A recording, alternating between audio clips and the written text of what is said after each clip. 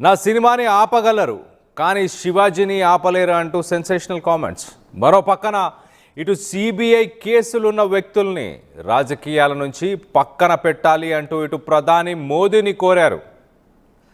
ఇటు జగన్ సీఎంగా ఉన్నప్పుడే నన్నేం చేయలేకపోయారు, ఇక ఇప్పుడేం చేస్తారు, అలాగే నాతో పెట్టుకుంటే జగన్కే మంచిది కాదు, పేటీఎం బ్యాచ్ నన్ను అనవసరంగా గెలికింది అంటూ మొత్తానికైతే ఇటు శివాజీ సెన్సేషనల్ కామెంట్స్ అని చెప్పొచ్చు. 2019 తర్వాత పొలిటికల్గా అంత యాక్టివ్గా లేకపోయినా ఈ మధ్య కాలంలో ఇదే మొదటిసారి ఇటు మాజీ సీఎం జగన్ని ఉద్దేశించి మాట్లాడడం. ఒకసారి ఆయన ఏం మాట్లాడాడో ఆయన మాటల్లోనే వినే ప్రయత్నం చేద్దాం.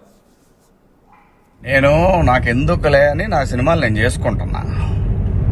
ఎస్, అమరావతి విషయంలో శివాజీ ఎప్పుడైనా మాట్లాడతాడు, ఎప్పుడైనా ఏ పార్టీతో అయినా ఎదురెళ్ళి మాట్లాడతా. అది రైతుల కష్టం.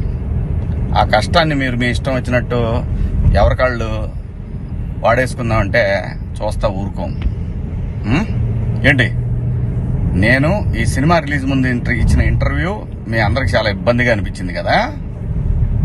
నేను ఎప్పుడైనా మాడతా గురు, ఎవడికి భయపడను. మీలాగా ఆడెవడో ఇచ్చే పేటీఎం డబ్బుల కోసం నా బతుకు నడిస్తే చాలులే అని అనుకుని పోయే రకాన్ని కాదు నేను.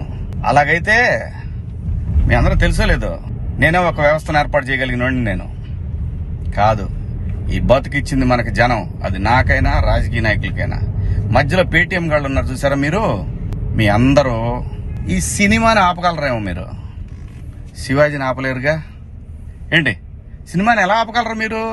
మొత్తానికి ట్వీట్లు వేసి ఇన్స్టాలో మీ ఇష్టం వచ్చినట్టు రెచ్చిపోయి సినిమాకి కొంతమంది ఇక్కడ రెగ్యులర్గా రివ్యూలు ఇచ్చేవాళ్ళు